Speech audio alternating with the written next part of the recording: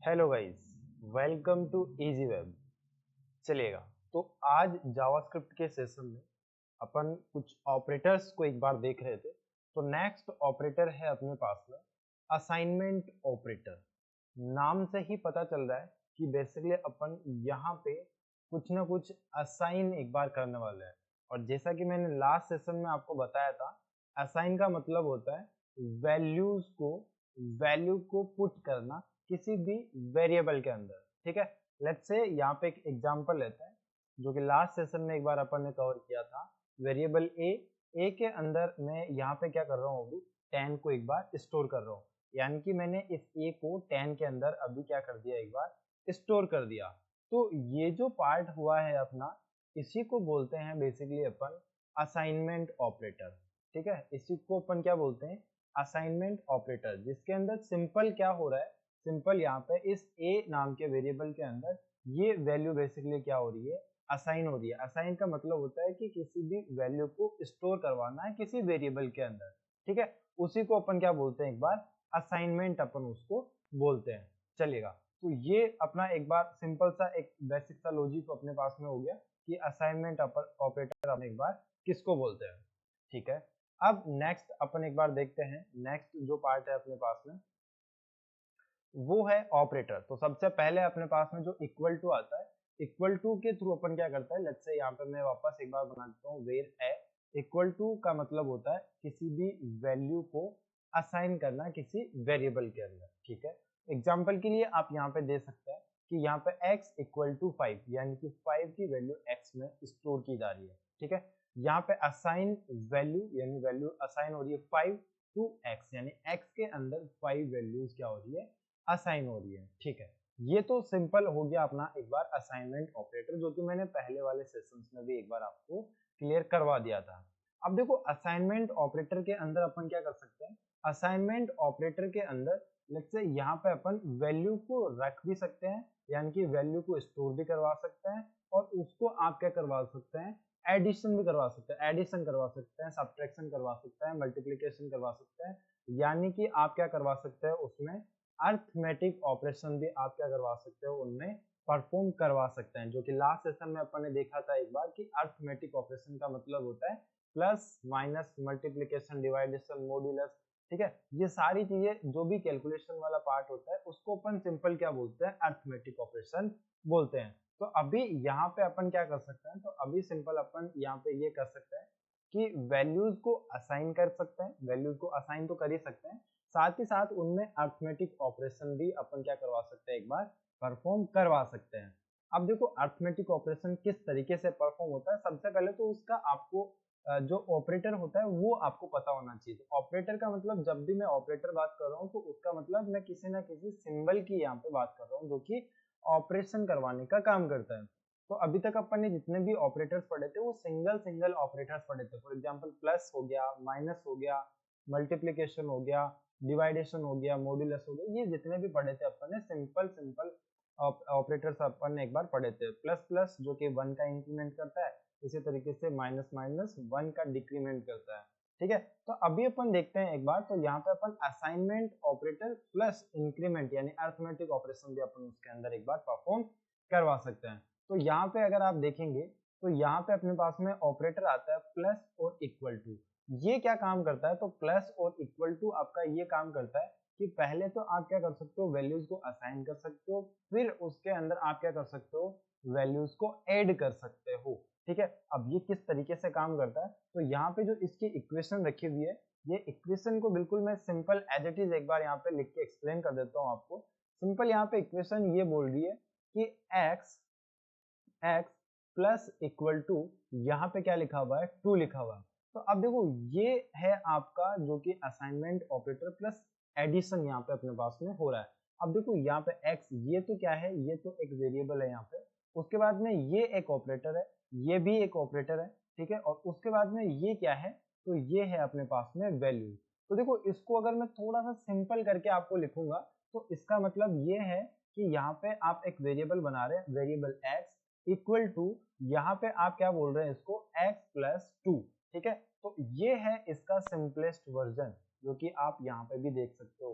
यहाँ पे भी आप इसको देख सकते हो, इसका मतलब सेम ही है, यानी x प्लस इक्वल टू 2 का मतलब क्या है, अगर आप इसको शॉर्टली, अगर आप इसको थोड़ा सा सिंपल लिखोगे तो ये आपका कुछ इसी तरीके से लिखा जाएगा, variable x equal to x plus 2। तो यहाँ पे अभी अपने पास में वेरिएबल x की वैल्यू कितनी आएगी, तो वैल्यू x की आएगी अपने पास में तो x प्लस 2। तो यहाँ पे अपने पास में x की जो भी वैल्यू होगी वो अपने पास में ऐड हो जाएगी 2 के अंदर, ठीक है।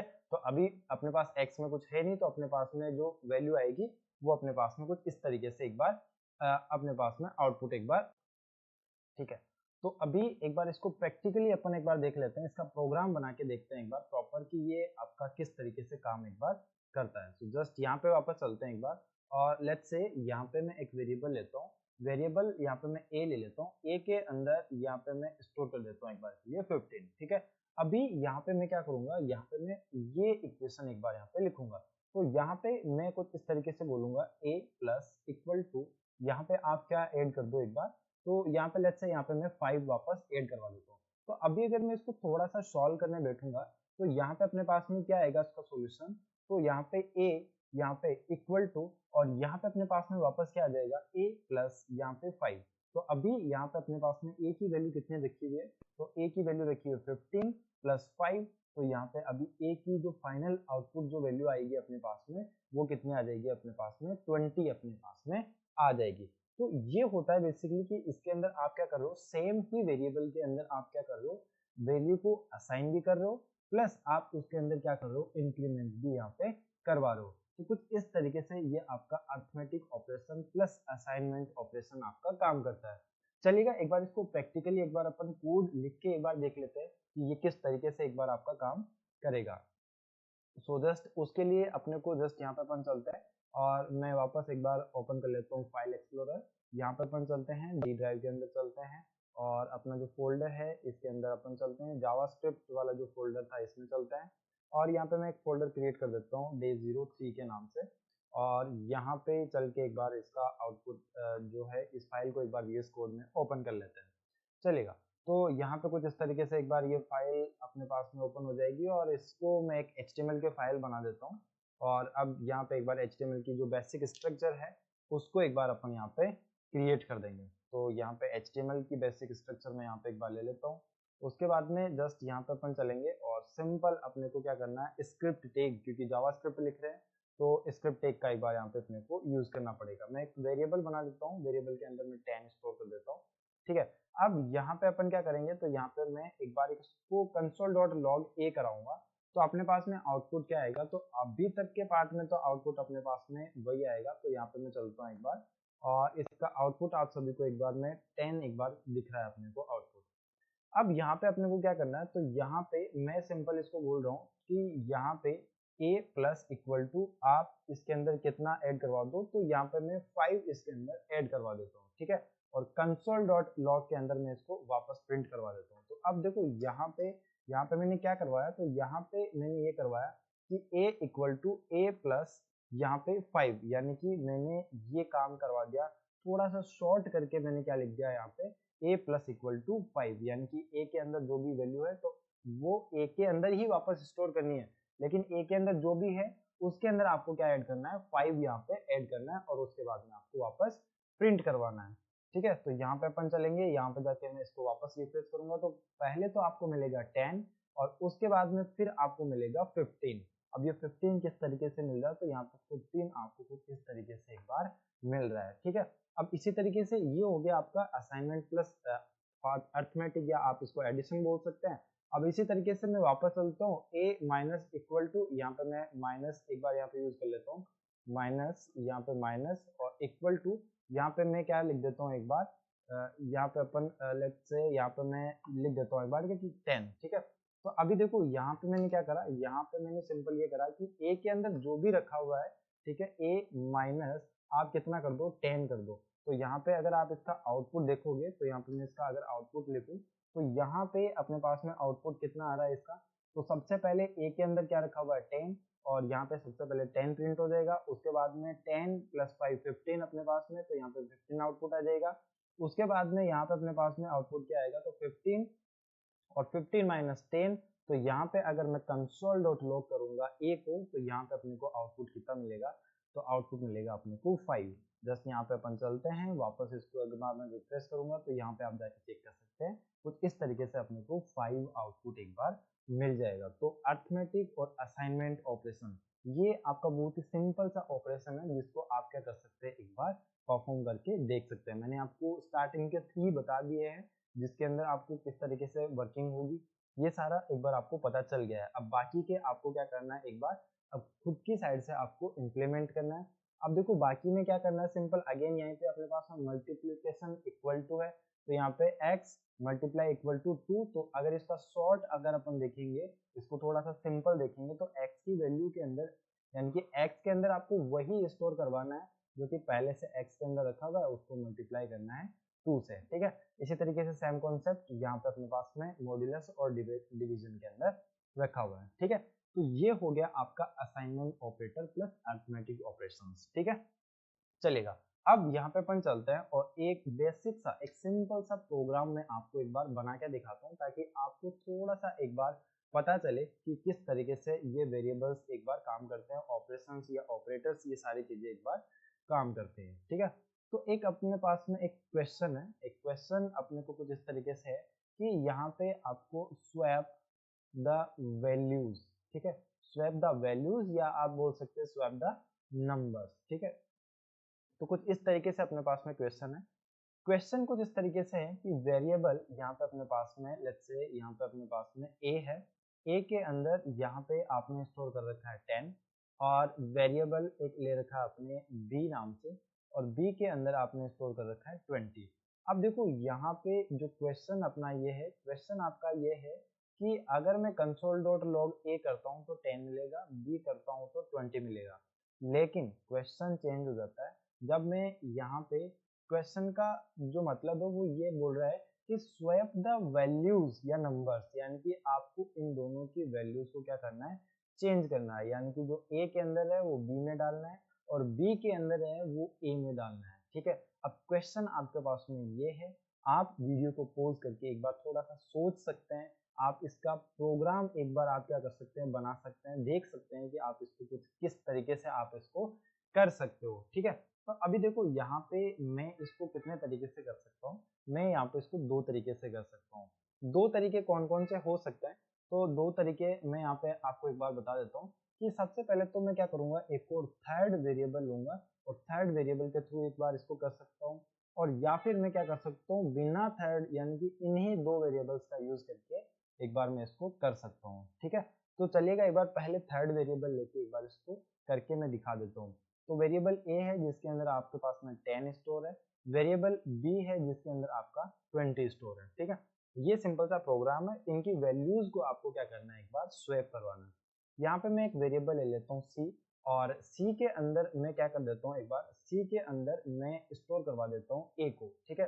तो अभी मैंने क्या करा, एक नया वेरिएबल लिया और इस वेरिएबल के अंदर मैंने क्या स्टोर करवा दिया, एक यहाँ पे अपन ने ए के अंदर जो भी वैल्यूज थी वो मैंने किस में स्टोर करवा दी, सी में स्टोर करवा दी। तो अभी आप यहाँ पे देख सकते हैं कि आप क्या कर सकते हैं, किसी एक वेरिएबल की वैल्यू को दूसरे वेरिएबल के अंदर भी आप क्या कर सकते हैं, स्टोर कर सकते हैं। तो ये चीज आपको एक बार पता होनी चाहिए। तो अभी मैंने सी वेरिएबल के अंदर ए की वैल्यू को क्या कर दिया, स्टोर कर दिया। अब मैं यहाँ पे आऊंगा और यहाँ पे मैं आके एक बार क्या बोलूंगा कि वेरिएबल ए के अंदर आप क्या कर दो, वेरिएबल बी की वैल्यू को स्टोर कर दो। यानी कि बी के अंदर कितना स्टोर था, 20, तो 20 आप किस में स्टोर कर दो, ए के अंदर, और ए की वैल्यू जो थी उसको आप किस में डाल दो, सी के अंदर। और यहाँ पे मैं वेरिएबल क्या करूंगा, वेरिएबल बी यूज करूंगा और वेरिएबल बी के अंदर मैं क्या डाल दूंगा, तो सी की वैल्यू में बी के अंदर डाल दूंगा। और सी में क्या रखा हुआ था, तो सी के अंदर अपने पास में 10 रखा हुआ था और 10 किसकी वैल्यू थी, ए की वैल्यू। तो अभी मैं अगर यहाँ पे कंसोल डॉट लॉग करता हूँ ए प्लस बी, तो यहाँ पे अपने पास में जो ए की वैल्यू होगी वो अपने पास में आ जाएगी 20 और बी की वैल्यू जो होगी वो आ जाएगी अपने पास में 10, ठीक है। तो कुछ इस तरीके से आप क्या कर सकते हैं, वैल्यूज को स्वैप कर सकते हैं। इससे आपका क्या होगा, थोड़ा सा वेरिएबल्स को क्रिएट करना, वेरिएबल्स की वैल्यूज को एक्सेस करना, डिफाइन करना, डिक्लेयर करना, ठीक है। तो ये सारे कॉन्सेप्ट्स आपके क्या होंगे, एक बार थोड़े से क्या होंगे, एक बार क्लियर होंगे, ठीक है। तो कुछ इस तरीके से आप इसको एक बार कर सकते हैं, ठीक है। अब देखो यहाँ पे एक और तरीका है इसकी वैल्यूज को एक बार स्वैप करवाने का। तो यहाँ पे अपन चलते हैं और बिना किसी थर्ड वेरिएबल एक बार अपन इसको करके देखते हैं। वेरिएबल ए की वैल्यू है अपने पास में 10, वेरिएबल बी की वैल्यू है अपने पास में 20। ठीक है, तो अभी सिंपल अपने को क्या करना है, इसकी वैल्यूज को क्या करना है, एक बार स्वैप करवाना है। ठीक है, तो अब आप क्या कर सकते हैं, इसको वीडियो को एक बार पॉज कर सकते हैं, बिना थर्ड वेरिएबल लिए आपको क्या करना है, एक बार इसको आपको सॉल्व करना है। ठीक है, तो यहाँ पे मैं आप सभी को 1 मिनट का टाइम दे रहा हूँ। 1 मिनट तक आप थोड़ा सा सोचिए एक बार इसको किस तरीके से आप इसको कर सकते हैं।